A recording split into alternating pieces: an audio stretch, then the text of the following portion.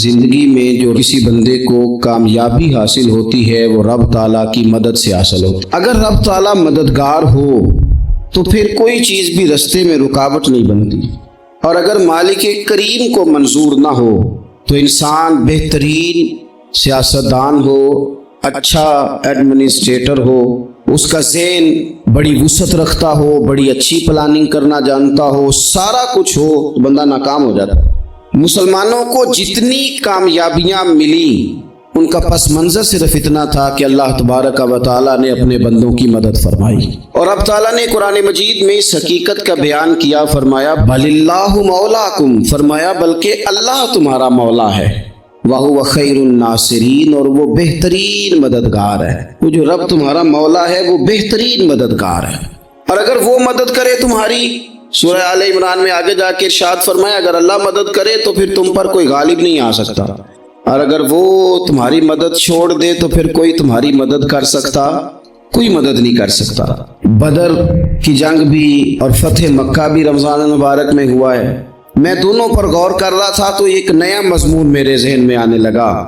بدر کی جو جنگ ہے اس میں بھی ایک عجیب انقلاب آیا ہے کہ 313 نے 1000 سے مقابلہ کیا، اور جن 1000 سے مقابلہ کیا وہ اسلحے سے لیس تھے، اور یہ جو 313 ہیں ان کے پاس 6 زرہیں، 8 تلواریں، چند گھوڑے، لیکن اللہ نے کامیابی دی تو خود رب نے بیان کیا کس طرح دی، فرمایا وَلَقَدْ نَصَرَكُمُ اللَّهُ بِبَدْرٍ وَأَنْتُمْ أَذِلَّةٌ، وہ کامیابی اس طرح ملی ہے کہ رب نے تمہاری مدد کی تھی، تم تو کمزور تھے، اللہ نے بدر میں تمہاری مدد کی، تم جیت گئے۔ وَلَقَدْ نَصَرَكُمُ اللَّهُ بِبَدْرٍ وَأَنْتُمْ أَذِلَّةٌ، اللہ نے بدر میں تمہاری مدد کی، تم تو کمزور تھے۔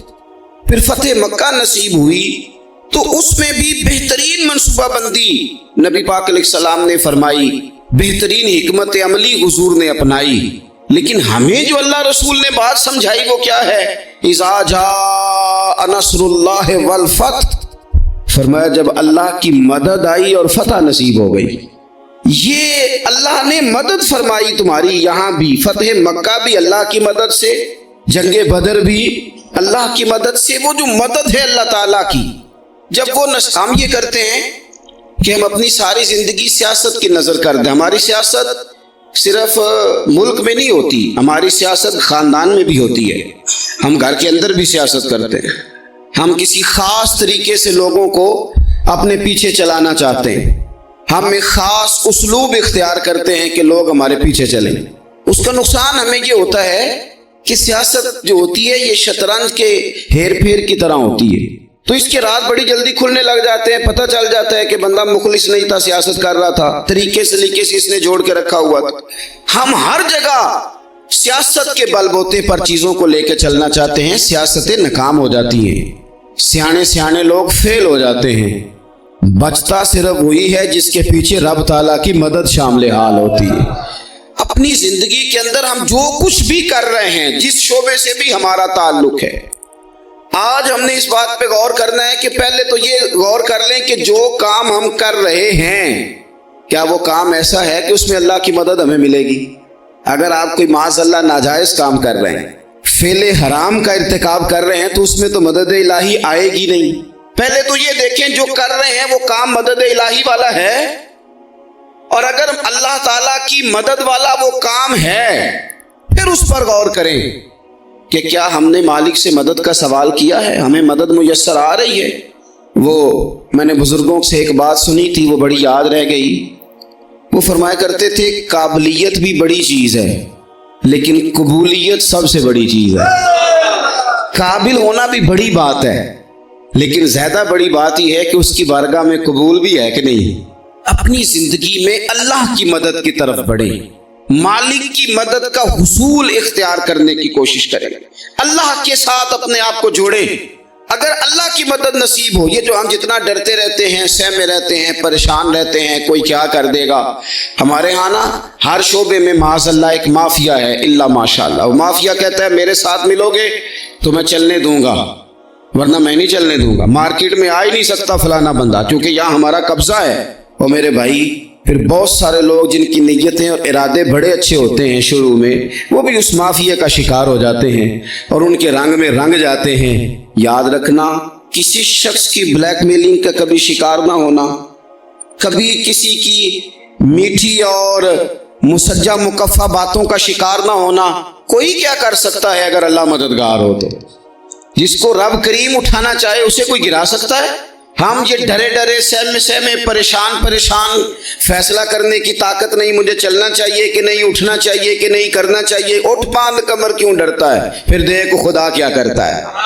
حضرت عبداللہ ابن عباس فرماتے ہیں میرے نبی پاک علیہ السلام نے میری تربیت فرمائی، حضور نے میری تربیت فرمائی، اور محبوب پاک علیہ السلام نے فرمایا عبداللہ یاد رکھنا، یہ نوجوان دوست میری بات لکھ لیں، پریشان لوگ میری بات لکھ لیں، جن کے پاس قوت فیصلہ نہیں وہ اس بات کو لکھ لیں۔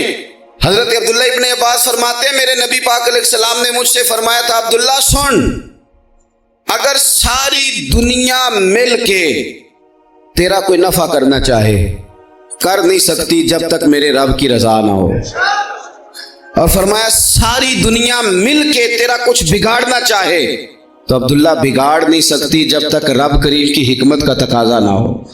لوگوں سے ڈرنا، لوگوں کی طرف دیکھنا، ماحول دیکھ کے اپنے راہ کا تعین کرنا، ہر بندے کے خیالات کے مطابق ڈھلنے کی کوشش کرنا، فلانا نہ ناراض ہو جائے، فلانا نہ ناراض ہو جائے، وہ جس نے ہونا ہو جائے، بس رب رسول ناراض نہ ہو۔ اپنی زندگی میں اپنے مالک کو مولا جان کے، بل اللہ مولاکم، اللہ تمہارا مولا ہے، وَهُوَ خَيْرُ النَّاصِرِينَ، وہ بہترین مددگار ہے۔ توجہ جب بھی کریں رب کی جانب کریں، اپنے دل کا قبلہ درست رکھیں، سوچوں کے زاویے سیدھے رکھیں۔ میرے بھائی مالک جب بندوبست کر دے نا، جب مالک بندوبست کر دے پھر ایسا بندوبست کرتا ہے کہ لوگوں کے پاس نا چارہ نہیں رہتا۔ حضرت مریم رضی اللہ تعالی عنہا پاک باز تھی، مسجد میں رہی تھی، پر مالک کی حکمت کے تقاضے بڑے عجیب ہے نا۔ پھر جناب مریم کو اللہ تعالیٰ نے بغیر شوہر کے اولاد عطا کر دی۔ یہ بات ہی ایسی تھی، وہ کسی نے کہا تھا کہ مخلوق تو فنکار ہے اس درجہ کے پل بھر میں سنگے در کعبہ سے بھی اصنام تراشے، تم کون ہو کیا چیز ہے داغے کبابی، لوگوں نے تو مریم پہ بھی الزام تراشے۔ تو لوگوں نے کہا کدھر سے لے آئی بچہ، تیرا باپ تو ایسا نہیں تھا، کہاں سے لے آئی؟ اللہ کرے میں آپ کو سمجھا سکوں، ذرا اپنے آپ کو وہاں کھڑا کریں کہ ایک پاک باز عورت، پاک باپ کی بیٹی، طیب ماں کی بیٹی، اور اللہ کے گھر میں پرورش پانے والی خاتون، ایک وہ وقت اور ایک یہ وقت کہ اس عورت کو کٹہرے میں کھڑا کر کے پوچھا جا رہا ہے کہ معاذ اللہ تیری گود میں بچہ جائز نہیں ہے، کہاں سے لائی ہے؟ اب خود سے صفائیاں بندہ کتنی کو دے، کتنی کو وضاحتیں کرے۔ اور میں نے تو اپنی زندگی میں دیکھا ہے زیادہ وضاحت دینے والے کو بھی لوگ جھوٹا سمجھنے لگ جاتے ہیں، زیادہ وضاحت دینے پر بھی لوگ کمزوری کا اظہار سمجھتے ہیں کہ کمزور پڑ گیا۔ آپ صلح کی کوشش کرتے ہیں، سامنے والا بزدل سمجھ لیتا ہے، زیادہ وضاحتیں بھی کمزور کر دیتی ہیں۔ اب حضرت مریم کو کٹہرے میں کھڑا کر کے کہا بچہ کس کا ہے؟ تو پھر خدا بندوبست جب کرے، اللہ جب مددگار ہو، تو پھر حضرت مریم کی گواہی درختوں سے نہیں دلوائی، اس نے پتوں سے نہیں دلوائی، پھر فرشتے نہیں بھیجے۔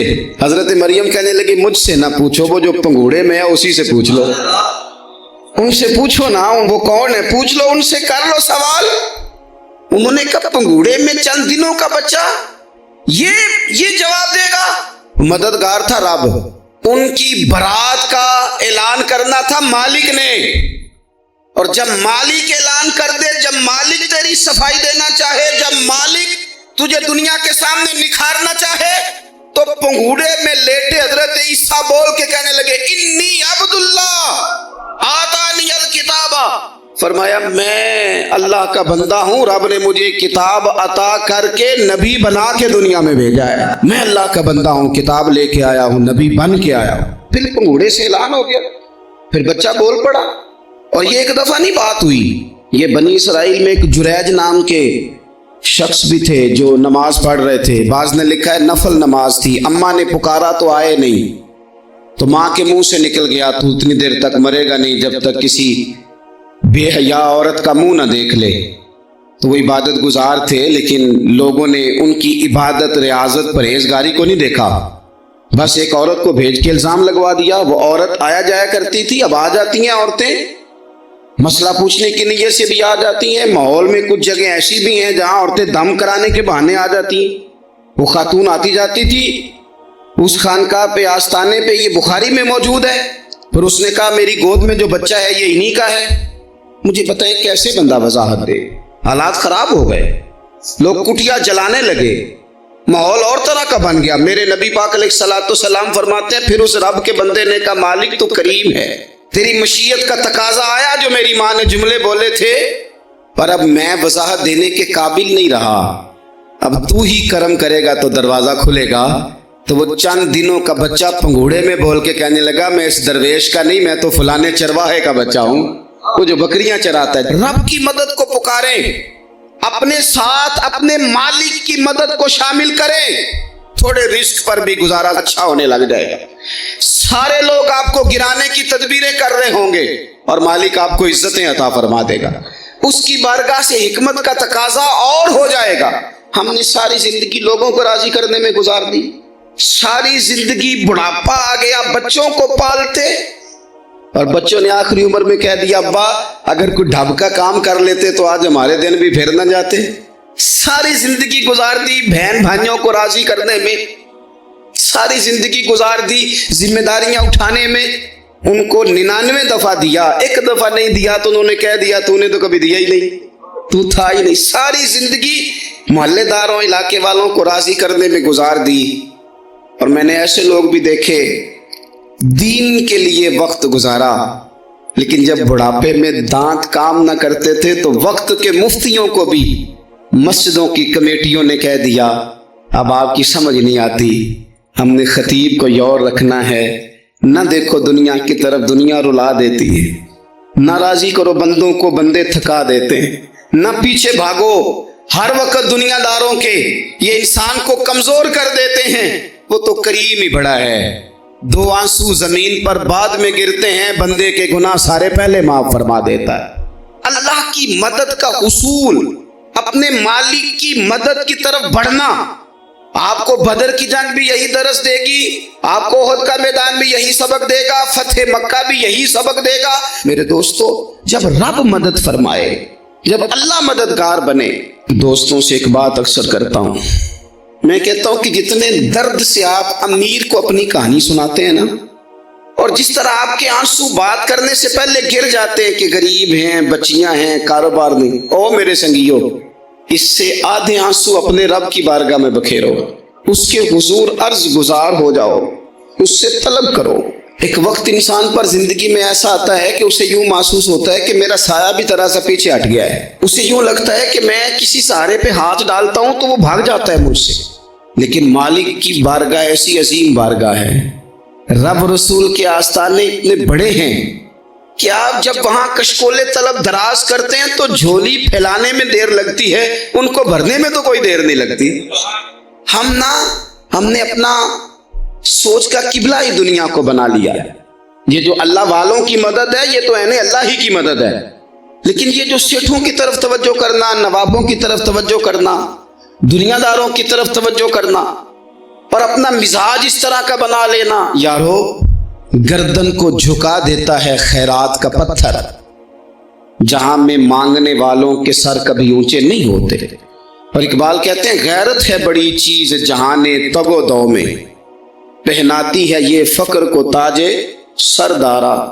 میں عرض کروں گا کہ اپنی آپ جب توجہ کا قبلہ اللہ رسول کو بنائیں گے تو رب فرماتے ہیں وَيَرْزُقْهُ مِنْ حَيْثُ لَا يَحْتَسِبُ، میں نہ تجھے وہاں سے رزق دوں گا جہاں سے کبھی تیرا گمان بھی نہیں گیا ہوگا، یہاں سے بھی مل سکتا ہے، تو نے سوچا بھی نہیں ہوگا. بخاری شریف میں حدیث ہے، حضرت جابر ابن عبداللہ فرماتے ہیں نبی پاک صلی اللہ علیہ وسلم نے 300 لوگوں کا ایک لشکر روانہ کیا کسی مہم کے لیے، کسی جہاد کے لیے. حضرت ابو عبیدہ بن جراح رضی اللہ تعالیٰ عنہ امیر لشکر تھے. فرماتے غربت اتنی زیادہ تھی، بھوک اتنی زیادہ تھی کہ ایک ایک کھجور دن میں ایک وقت کھانے کو ملتی تھی، اور کچھ دن ایسے آئے کہ اب کھجور بھی نہیں مل رہی. فرماتے اتنی زیادہ بھوک لگی مجاہدین کو 300 بندہ پتے کھا کے گزارا ہونے لگے. یہ بخاری میں موجود ہے. آپ فرماتے کہ دریا کے کنارے ہمارا پڑاؤ تھا، ٹھہراؤ تھا. جب بھوک سے نڈھال ہو گئے نا، وَيَرْزُقْهُ مِنْ حَيْثُ لَا يَحْتَسِبُ، اللہ وہاں سے روزی دیتا ہے، گمان بھی نہیں ہوتا. فرماتے ایک مچھلی اللہ تعالیٰ نے دریا کے کنارے بھیجی، فرماتے ہیں وہ تھی تو مچھلی پر پہاڑ جتنی تھی۔ بخاری میں لفظ ہیں، حضرت جابر ابن عبداللہ رضی اللہ تعالیٰ عنہ فرماتے ہیں 300 آدمی 18 دن تک اس مچھلی کو کھاتے رہے، مچھلی ختم ہی نہیں ہوئی۔ مچھلیاں نہیں، مچھلی کہتے ہیں 18 دن 300 بندہ کھاتا رہا، مچھلی ختم ہی نہیں ہوئی۔ اور فرماتے ہیں کہ اس کی ہڈی نکال کے، کانٹا کہیں گے آپ اپنی زبان میں، کہتے ہیں وہ نکال کے نا تو اس کو کھڑا کیا نا جب، تو اونٹ کجاوے سمیت اس کے بیچ سے گزر جاتا تھا، 2 اس کے کانٹے جوڑے۔ فرماتے ہیں وہ اس کا گوشت ہم کھاتے تھے اور اس کی چربی بطور تیل کے ہم جسموں پہ ملتے تھے، بیماروں کو اس سے سکون آتا تھا، تندرستی شفا ہوتی تھی۔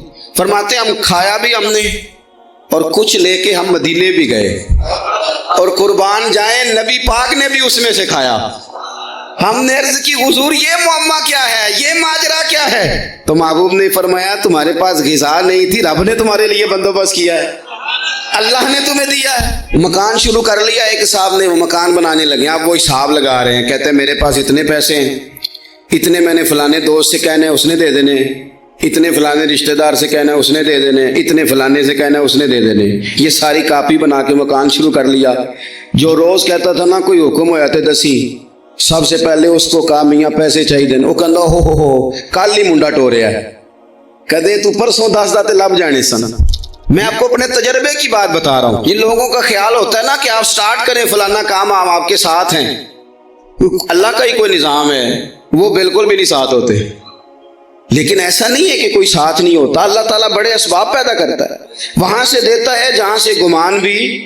ہمارا یہ ذہن بن جاتا ہے ہم ساری اپنے حساب سے چلتے، اتنے رشتہ داروں سے اتنے، وہ کون آپ کے ساتھ چلے گا، سوال ہی نہیں پیدا ہوتا۔ یہ سارے کام چھوڑ کے سب سے پہلے 2 رکعتیں پڑھو، اپنے رب کی بارگاہ میں، رسول کائنات کی بارگاہ میں گزارشات اور استغاثے پیش کرو، وہاں سے خیر طلب کرو۔ دنیا دار کیا دیں گے، کیا دے سکتے ہیں، کیا حیثیت ہوتی ہے کسی، اللہ کہتا ہے وہاں سے دوں گا۔ تو جو اللہ مال دے وہ لینا چاہیے کہ رشتہ داروں کا مال دیکھنا چاہیے؟ جو اللہ دے وہ لینا چاہیے کہ سیٹھوں نوابوں کی جیبیں دیکھنی چاہیے؟ جو اللہ دے وہ قبول کرنا چاہیے یا دیکھنا چاہیے کون سا آدمی کہاں پہنچ گیا؟ چھوڑو، اپنی مٹی پہ چلنے کا سلیقہ سیکھو۔ کسی کے سنگ مرمر پہ چلو گے تو پھسل جاؤ گے، پھسل جاؤ۔ اس پر ایک اور بات عرض کر دوں، صحیح بخاری سے، مسلم سے ایک اور بات۔ کچھ چیزیں ایسی ہیں جن سے اللہ کی مدد آتی ہے، مدد ملتی ہے۔ ایک چیز ان میں سے ایسی ہے جس سے بہت مدد نازل ہوتی، وہ ہے کہ جب رب آپ کو دے نا تو پھر آپ بھی اس کے رستے میں دیں، پھر مدد آتی ہے، پھر اور آتا ہے۔ بخاری مسلم میں حدیث ہے، یہ زیادہ ہی توجہ طلب عمر ہے، اس پر آپ غور کریں گے۔ حضرت ابو ہریرہ فرماتے ہیں کہ نبی پاک علیہ السلام نے فرمایا ایک شخص نے بادلوں کے اندر سے آواز سنی کہ فلاں آدمی کا کھیت اور باغ خشک ہو گیا ہے، وہاں برسو اور اس کے کھیت کو سیراب کرو۔ وہ بڑا حیران ہوا کہ بادل سے آواز آ رہی، پھر اس نے دیکھا کہ ایک پہاڑی پر بارش ہوئی، وہ بادل وہاں برسا، پھر نالیوں سے ہوتا ہوا پانی ایک طرف چلا۔ تو جس نے آواز سنی تھی، حضور بیان کر رہے ہیں، وہ بھی پیچھے پیچھے چلا کہ پانی کدھر جا رہا ہے۔ اس نے جا کے دیکھا کہ ایک مقام پہ ایک باغ کو وہ پانی لگ رہا ہے اور ایک آدمی وہ پانی لگا رہا ہے۔ اس نے اس سے پوچھا تیرا نام کیا ہے؟ اس نے کہا کیوں؟ کہنے لگا بتا نا۔ اس نے نام بتایا تو کہنے لگا یہی تو وہ نام ہے جو میں نے بادلوں کے اندر سے سنا ہے کہ فلاں کے کھیت کو پانی دے دو۔ اس نے کہا یار تو کیا عمل کرتا ہے کہ اسپیشل تیرے لیے بارش برسے؟ یہ بخاری پڑھ رہا ہوں، سیاستہ سے حدیث عرض کر رہا ہوں۔ اس سے پوچھا تو کیا کام کرتا ہے کہ جناب اللہ تبارک و تعالیٰ کا حکم کرم آیا کہ خاص تیرے لیے پانی برسے اور تیرے کھیت کو سیراب کرے؟ تو اس نے کہا چھوٹا ذمہ دار ہوں، پر جب فصل اگتی ہے تو 3 حصے کرتا ہوں، ایک حصہ اپنے بال بچوں پہ، بہن بھائیوں پہ خرچ کرتا ہوں، ایک حصہ پورا، اور ایک حصہ دوبارہ کاشتکاری پہ لگاتا ہوں، اور تیسرا حصہ خالص میں نے مسکینوں، یتیموں اور غریبوں کے لیے رکھا ہوا ہے۔ وہ جو تیسرا حصہ، اللہ کرے آپ سمجھے، وہ رب کے بندوں پہ تیسرا حصہ خرچ کرتا ہے نا، تو کریم مالک نے فرمایا جہاں سے غریب کا حصہ جاتا ہے وہ کھیت خشک نہیں رہنا چاہیے، وہ جہاں سے مسکین روٹی کھاتے ہیں وہ خشک نہ رہے، جہاں سے یتیموں کو کچھ آتا ہے کہیں اس کی فصل رہ نہ جائے، میں اور آپ بھی اگر اپنے مال میں مسکینوں یتیموں غریبوں کے حصے رکھ لیں گے تو فصلیں خشک نہیں رہیں گی، ان کے اندر تازگی آئے گی، نور آئے گا، کرم آئے گا، خاص کر خدا کی رحمت برسے گی۔ مدد اللہ سے چاہیں، اپنی توجہات کا مرکز رب رسول کی ذات کو بنائیں، پھر آپ محسوس کریں گے کہ بڑی جلدی اللہ تعالیٰ کی مدد آنے لگی ہے۔ کبھی آپ صرف کہہ دیں نا میرا رب میرے ساتھ ہے، اس لفظ میں اتنی طاقت ہے کہ دشمن ویسے زیر ہو جاتا ہے۔ زندگی میں کسی سے بھی لڑائی ہو تو اچھی طرح سوچ لیں کہ اللہ اس طرف ہے یا اس طرف ہے۔ اگر آپ زیادتی پہ ہیں تو پھر رب مظلوم کی جانب ہے۔ اگر اللہ کی مدد آپ کے ساتھ ہے تو دنیا کی کوئی طاقت آپ کو گرا نہیں سکتی، اور اگر آپ مظلوم کے مقابلے میں ظالم بن کے آپ کھڑے ہو گئے ہیں اور آپ نے رویہ وہ اختیار کیا ہے کہ جس میں مدد نہیں آئے گی، تو پھر یاد رکھ لیں کہ آپ کوئی بھی ہیں، کہاں بھی ہیں، آپ کمزور ہیں۔ طاقتور تھے ابتدائے اسلام میں، ظاہری طاقت تھی کفار مکہ کے پاس، وہ ڈنڈوں سے مارتے تھے غریبوں کو، ان کے ہاتھوں میں ڈنڈے تھے، پر خدائی طاقت ان مظلوموں کے ساتھ تھی۔ صاحب زرقانی نے لکھا ہے حضرت زنیرہ رضی اللہ تعالیٰ عنہ ایک لونڈی ہے، غریب ہے، ماڑے دا کی کام محمد نس جانا یا رونا، غریب سادی بی بی اور لونڈی کنیزہ، ایک مشرک کی کنیزہ تھی، انہوں نے کلمہ پڑھ لیا، وہ ڈنڈوں سے مارتا، دروں سے مارتا، تکلیف دیتا۔ حضرت زنیرہ رضی اللہ تعالیٰ عنہ کو اتنا مارا، اتنا مارا۔ اب آپ ایک اور پہلو پر بھی غور کریں، مار بھی پڑ رہی ہے پر خدا ادھر ہی ہے، اللہ کی مدد ادھر ہی ہے۔ رب کہتا ہے کہ پہلے تو صبر کرنا، ان اللہ مع الصابرین، تو صبر کرے گا تو پھر رب کی معیت ملے گی، ذرا ٹھہرنا، تو تھوڑا ڈٹنا۔ ان الذین قالوا ربنا اللہ ثم استقاموا تتنزل علیہم الملائکہ، تو کہے اللہ میرا رب ہے، پھر تو پہلے ڈٹ، پہلے تو نے ڈٹنا ہے۔ ثم استقاموا، جو ڈٹ گیا، تتنزل علیہم الملائکہ، ڈٹنے والے کے لیے مدد آتی، پہلے تھوڑا ٹھہرنا پڑتا ہے، پہلے تھوڑا صبر کرنا پڑتا ہے، حوصلہ کرنا پڑتا ہے، اس کے بعد مدد آتی۔ مار پڑ رہی ہے، مارا جا رہا ہے، حضرت زنیرہ کو ان کا مالک جو ہے ظاہری آقا وہ مار رہا ہے، یہ کنیزہ ہے، اتنا مارا، اتنا مارا، ان کی بینائی چلی گئی، نظر آنا بند ہو گیا۔ ابو جہل آیا اور کہنے لگا زنیرہ دیکھا نا ہمارے بت تیری آنکھیں لے گئے، معاذ اللہ، لات و منات ہمارے بتوں نے تجھے اندھا کر دیا۔ اب ایسا نہیں ہے کہ بی بی روتی جا رہی ہے، روتی جا رہی ہے، مایوسی مایوسی، معاذ اللہ، پریشانی، غریبی بڑی ہے، پوچھنے والا کوئی نہیں، یہ باتیں نہیں۔ کیا جملے ہیں خاتون کے، کیا لفظ ہیں۔ ابو جہل نے تنزیہ کہا، معاذ اللہ، کہنے لگا دیکھا نا ہمارے بتوں نے تجھے اندھا کر دیا۔ تو جناب زنیرہ آنکھوں کی بینائی گئی ہے، رات کو گئی ہے، دکھ ابھی تازہ ہے، لیکن اللہ پہ جو توکل ہے، اپنے مالک سے جو رشتہ ہے وہ اتنا مضبوط ہے، اتنا طاقتور ہے، اس میں اتنی گہرائی ہے کہ حضرت زنیرہ بول کے نا اتنی قوت سے بولی، اتنی طاقت سے بولی کہ پورے کفر پر لرزہ طاری ہو گیا۔ فرمانے لگی تمہارے بتوں کی کیا اوقات ہے کہ وہ میری بینائی لے جائیں، یہ میری رب کی حکمت کا تقاضا ہے۔ جب تک اس نے چاہا زنیرہ دیکھتی رہی، اور جب اس نے چاہا زنیرہ کی آنکھوں کی بینائی چلی گئی، اور اگر وہ چاہے گا نا تو بینائی واپس بھی کر دے گا۔ اگر ہو ذوق یقین پیدا تو کٹ جاتی ہیں زنجیریں، اگر وہ چاہے گا تو بینائی آ بھی جائے گی۔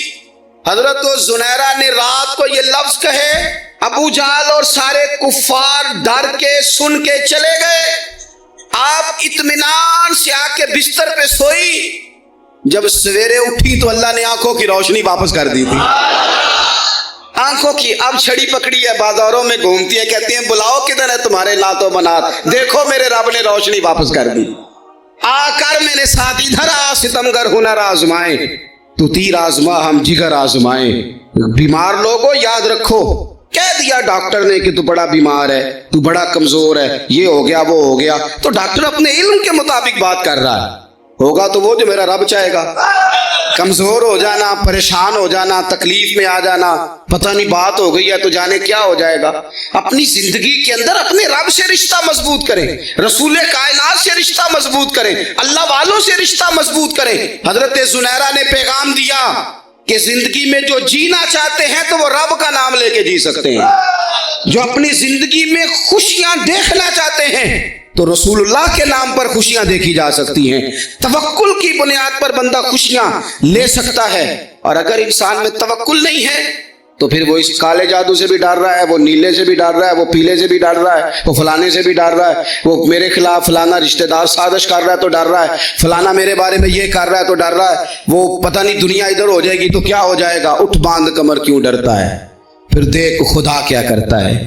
تو اس ساری گفتگو کا نچوڑ آپ کو یہ عرض کیا ہے، سب سے پہلے تو یہ کہ میدانوں میں مدد بھی اللہ کی، رزق میں مدد بھی اللہ کی، فصلیں خشک ہوں تو مدد پھر بھی اللہ کرے، تو پھر ساری مدد، اور اگر انسان بیمار ہو تو پھر بھی مدد اللہ کی۔ تو اپنے اللہ کی جانب توجہ کو بڑھائیں، آپ اللہ سے مدد کے سوالی بنے، بھی لمبی دعائیں مانگ کے تو دیکھیں، اس کے حضور جڑ کے تو دیکھیں، آپ دیکھیں گے راحت کتنی ہے، سکون کتنا ہے۔